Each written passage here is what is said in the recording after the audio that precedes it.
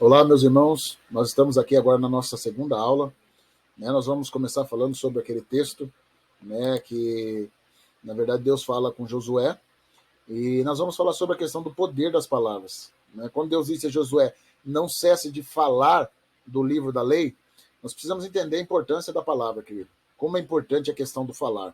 Como que é importante a questão de nós abrirmos a nossa boca. Se não fosse importante, Deus não teria orientado a Josué para não parar de falar sobre isso, tá? Então, existe poder nas nossas palavras, e é isso que nós vamos destacar. No mundo espiritual, queridão, sua palavra tem valor, meu irmão. Sua palavra tem peso, ela tem importância, tanto para o lado bom como para o lado ruim. Então, é importante a gente aprender como lidar com isso. As palavras nossas, elas têm poder. O próprio Jesus falou sobre a questão de como é importante a palavra. Em Mateus capítulo 12, versículo 36, ele diz, mas eu vos digo que de toda a palavra ociosa que os homens disserem, hão de dar conta no dia do juízo. Porque por tuas palavras serás justificado e por tuas palavras serás condenado. Deus está dizendo, quando chegar o dia do juízo, vai haver uma prestação de contas, com respeito às nossas palavras, com respeito a tudo aquilo que dizemos. E Deus está dizendo que as pessoas irão dar conta até das palavras inúteis, as palavras frívolas que nós falamos, que proferimos. Então, tudo isso vai ser uma prestação de conta naquele último dia. Palavras inúteis, queridos, são aquelas palavras que não acrescentam nada na vida de ninguém. Aquelas palavras que não mudam nada na vida de ninguém, que não traz êxito na vida de ninguém. Aquelas palavras que não vai edificar ninguém, que não vai mudar a vida dos outros. Então, essas palavras inúteis, nós precisamos tomar cuidado até com isso que nós falamos. Porque eu acho interessante, no finalzinho, o que me chama a atenção é que ele diz, por suas palavras serás justificado e por suas palavras serás condenado. Então, Jesus, na verdade, ele está mostrando que a questão da palavra ela é muito importante. Existe muito poder nas nossas palavras. Mas, pastor, qual que é o poder das palavras? As palavras vão determinar resultados. Provérbios 18, 21 diz assim, a morte e a vida estão no poder da língua, e o que bem utiliza, come do seu fruto.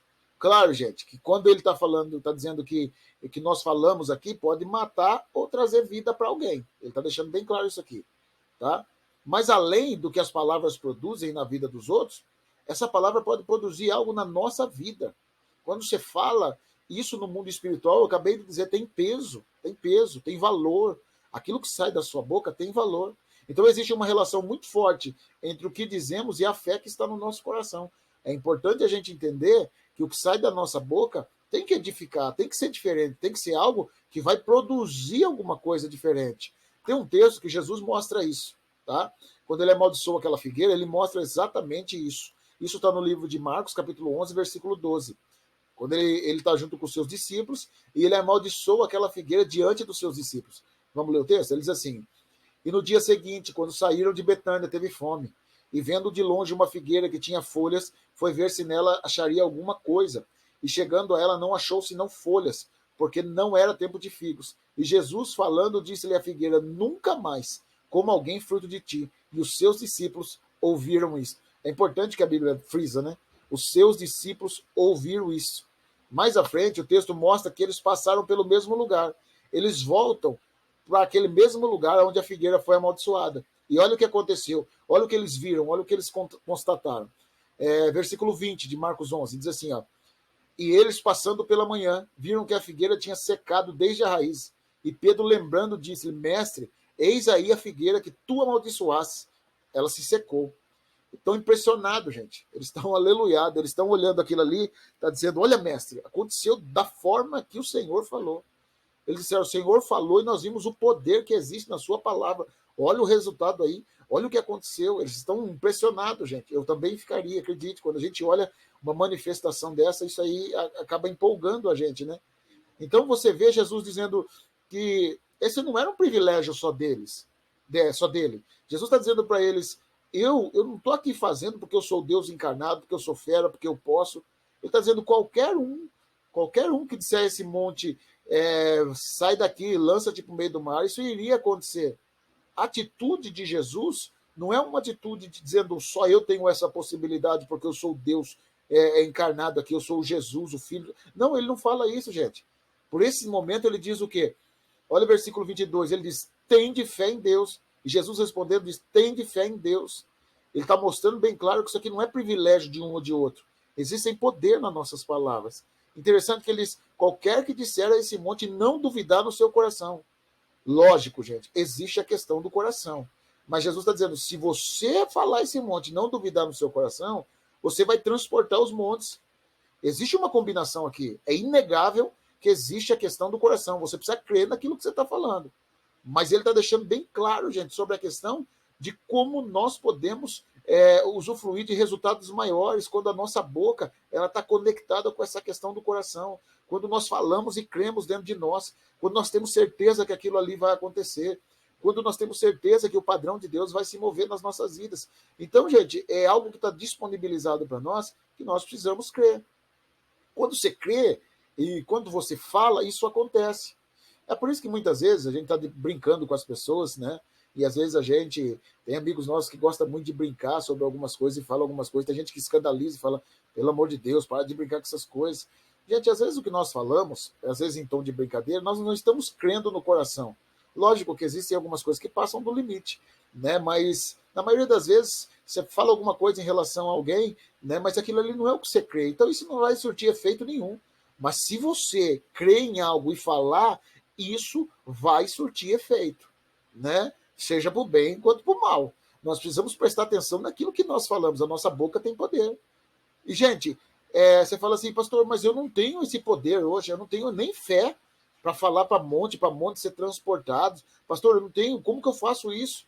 Gente, comece profetizando em coisas pequenas. A Bíblia diz que Jesus profetizou em algo que estava ali, inútil, que não estava produzindo frutos. Tem coisas que eles são pequenas, você pode estar profetizando. Tem utilidade uma dor de cabeça? Profetiza sobre ela. Né? Às vezes você pode aplicar fé em coisas pequenas, muito mais do que tomar um remédio. Às vezes a nossa mentalidade vou tomar um remédio, mas profetiza sobre aquilo. Mostre fé em relação àquilo. Gente, é importante. Às vezes tem um dinheiro seu que está preso, profetiza, fala com fé dentro do seu coração. Né? Às vezes é o seu filho, a sua família, a sua casa. Nós precisamos começar a profetizar e crer no nosso coração. O falar, gente, chama a existência aquilo que não existe. O falar e crer no coração chama a existência aquilo que não é ainda palpável no mundo natural, né? Mas pode se tornar muito evidente no mundo espiritual. Romanos 4,17 fala de Abraão, e eu gosto dessa passagem. Fala assim, ó, como está escrito, por pai de muitas nações te constituí, perante aquele o qual creu, a saber, Deus, o Deus que vivifica os mortos, e chama as coisas que não são como se já fossem. Por que ele menciona Deus que chama as coisas que não são como já fossem, com uma conexão com a fé de Abraão? Por que ele está fazendo isso, querido? Porque assim como Deus, né, revelou a ele e ensinou a operar pela fé, né? Porque vamos pensar, antes seu nome era Abrão, né, pai exaltado. Mas Deus muda seu nome o quê? Para Abraão, pai de multidões, né? E ele ainda nem sequer tinha filho, gente, né? Ele nem sequer tinha filhos. Isaac, por exemplo, né? Mas o Senhor disse, você é pai de multidões. Deus olhava para ele e dizia, você é pai de multidões. Ele não tinha filho nenhum. E mesmo quando Isaac nasceu, querido, né? Depois, quando Quetura, com Quetura, né? Ele veio a ter mais filhos, além de Ismael, que foi filho de Agar. Abraão ainda não era pai de multidões, somente de 7 filhos. E muitos anos se passaram depois da morte de Abraão, querido, né? E a sua descendência viesse a se tornar pai de multidões, mas Deus insistia na questão de chamar ele de pai de multidões. Por quê? Deus chama aquilo que não é como se já fosse. Deus olha de uma forma diferente. Deus chamava ele. Eu fico imaginando um dia lá, Abraão meio desanimado, Abraão meio triste lá na sua tenda, e Deus chama ele e diz, olha lá as estrelas dos céus, conta se você consegue.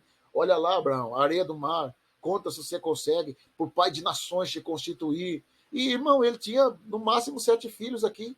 E Deus exigiu que Abraão se olhasse dessa forma. Você é pai de multidões. Deus chama a existência aquilo que ainda não existe, pela sua palavra.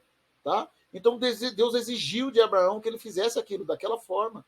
Então ele passou a se chamar por aquele nome. Deus queria que isso fizesse parte da identidade dele, que tivesse entranhado isso nele.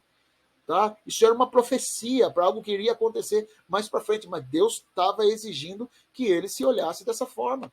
Deus quer, gente, que a gente chame a existência aquilo que não existe. Deus quer que a gente profetize aquilo que não existe. Eu não sei como que você está vivendo, eu não sei as coisas que acontecem na sua vida, mas o que Deus espera é que você fale, abra a sua boca, creia no seu coração, tá? Você deve viver isso, você deve falar disso. Claro, gente, quando Deus está falando aqui em relação a Josué, ele está falando, ele está deixando bem claro sobre a questão dele pregar, ensinar os outros também. Mas, gente, nós precisamos entender que a questão do mundo espiritual não fala só disso, né? Nós precisamos pregar os outros, sim, claro. Mas Deus quer que nós possamos também falar o mundo espiritual, falar a questão espiritual, né? Entender que a sua palavra ela tem poder lá no mundo espiritual. Então, Jesus declara que a palavra de Deus traz resultado. Quando eles passam, eles vão ver aquela figueira, gente, ela tá sequinha, sequinha, sequinha, sequinha, tá? Então nós precisamos entender que a nossa palavra ela tem poder. Nós devemos desenvolver isso, nós devemos crer nisso, nós devemos profetizar mais, nós devemos falar mais, não só da nossa vida, para os outros, nós precisamos viver. Como eu disse, gente, Jesus ele falou sobre a questão crer no coração, e isso faz muito sentido quando a gente lê Romanos 10:8. Diz assim, ó, mas que diz, a palavra está junto de ti, na tua boca e no teu coração. E esta é a palavra da fé que pregamos. Então a palavra precisa estar dentro de nós. Por quê? Dentro do nosso coração. Ele está dizendo, você verbalizando isso, muda tudo no mundo espiritual. Então a palavra precisa ser confessada, falada, e nós precisamos desenvolver isso. Então a primeira parte que eu queria deixar claro para vocês é isso. Traga à existência aquilo que não existe. Fale da palavra de Deus, querido. Fale daquilo que Deus é, daquilo que Deus representa, fale das promessas que você tem, fale dos sonhos de Deus, fale daquilo que realmente o Senhor vai fazer na sua casa, na sua família, no seu ministério, nos seus propósitos. Fale, querido, abra sua boca, porque isso é muito importante. Que Deus abençoe você, que você guarde isso nessa primeira aula, porque nós precisamos falar. Na próxima aula nós vamos estar falando um pouquinho sobre a palavra no coração. E é importante nós termos a palavra na boca e no coração. Assim nós vamos fazer a diferença nessa terra. Que Deus abençoe você em nome de Jesus Cristo.